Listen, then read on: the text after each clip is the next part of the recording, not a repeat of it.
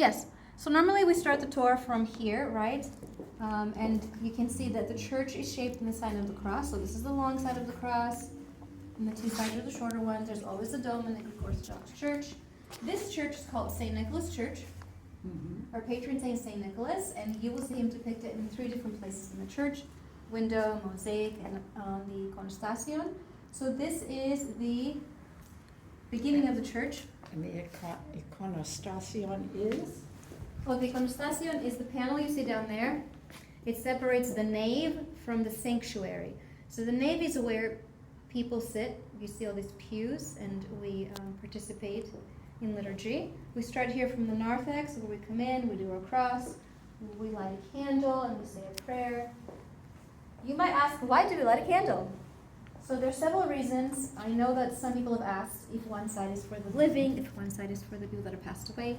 Both sides are for individuals that could be alive or have passed away. There's no difference.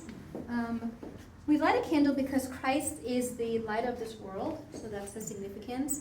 And it also reminds us of the time where Christians were being persecuted, and Christians would meet in catacombs, and they would make the sign of the cross on the sand. And they would also make this sign that you might be familiar with. Let's see if you guys can tell me. What is this?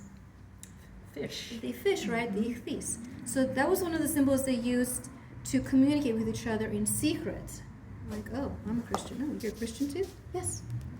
So we start out with the narthex. We kind of prepare ourselves. We say a prayer. We light our candle. And then we come here and we venerate the icon. So here is the icon of the resurrection, in which we celebrate Easter. And here is the icon of St. Helen and St. Constantine, because those are the saints we are honoring today.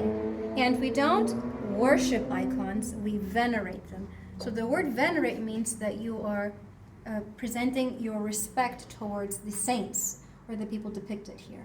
And that's one of the differences between us and Catholicism. You might see statues for them. We don't have statues, we have icons that we, again, do not worship. We only worship God, not the saints. So, very important. So now we're stepping into the nave, right? So this is where people come and they sit down, and you're going to see a lot of different symbols around you. Take, for example, the 6 windows on this side and the 6 on the other. Helen, who do you think is depicted on these 12 windows? St. Nicholas?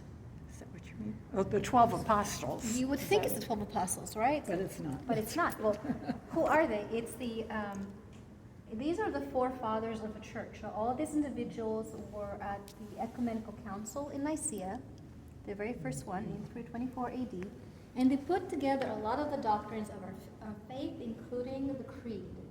And yes, St. Nicholas is depicted on the very first window on the left-hand side. And on the bottom of each saint is a symbol that has to do with that person. So for St. Nicholas, you'll see the little money bags, because he was wealthy and he gave a lot of his money away.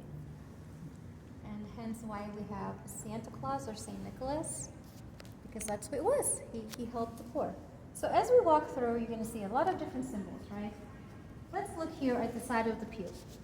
So we have what appears to be an X, right? And this is an R, but this is the Greek R. So it's Christos, right?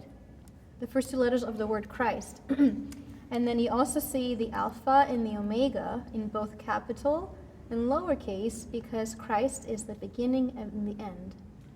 So you will see these repeating. And not all churches look like this. The church I came from in Greece didn't have mosaics, didn't have stained glass windows. All their icons were painted. So, but I guess this tradition, they decided to go with stained glass windows, or what they had in mind when they designed it. So we go further in. We're going to look at the dome. Every Greek Orthodox church has the dome, and on the highest point of the dome is Christ. So he's always on the highest part of the church, and because he's protecting us, he's looking over us. And a lot of people have questioned what are those letters around his halo? Okay, so it stands for on, which means I am, right? When Pontius Pilate asked him, who are you? He said, well, I am. Because they thought, oh, you're saying you're the king, or you're the in charge here. And then the other two letters next to him, Jesus on the left and Christos for Jesus Christ. And he's up there and he's blessing us.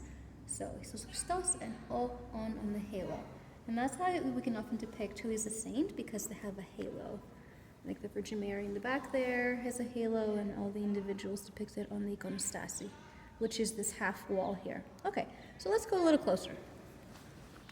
Each Orthodox church has this half wall, iconostasi, and they all depict the same people on it except for one.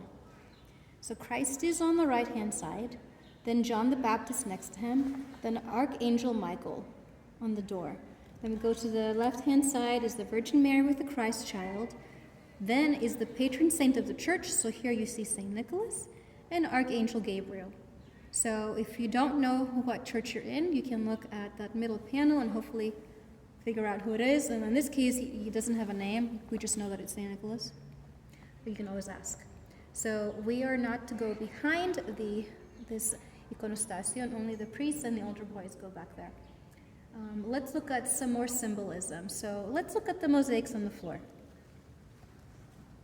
What letters do you see here that we've already gone over? Helen, what do you see? What do I see in there? Yeah, the round part. I see the symbol for Christ. Christ, right? So we have the he and the ro, right? And then what about over here on this side? Here we have the fish and rivers. And what does that symbolize? That symbolizes when Christ multiplied the fish for To feed the multitudes, right? feed Yes. the So a lot of, we try to put, the fishermen, that's what yes, symbolism in our art so that, let's say, and this started from a long time ago historically, people didn't know how to read the Bible.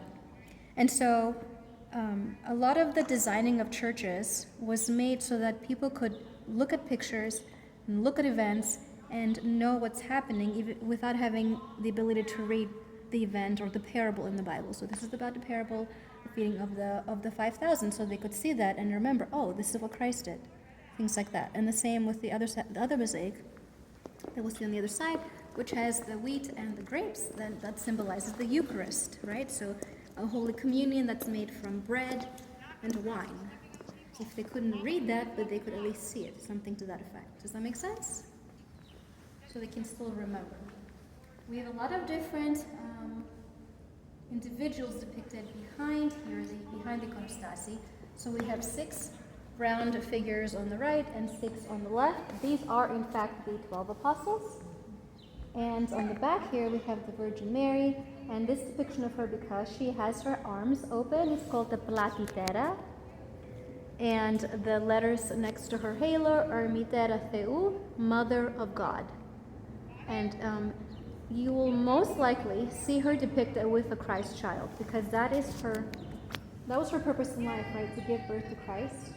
So even on here you see her with the Christ child, in the back you see her with the Christ child. There are a few icons that she's not with him, but most of them she is. I want to stop.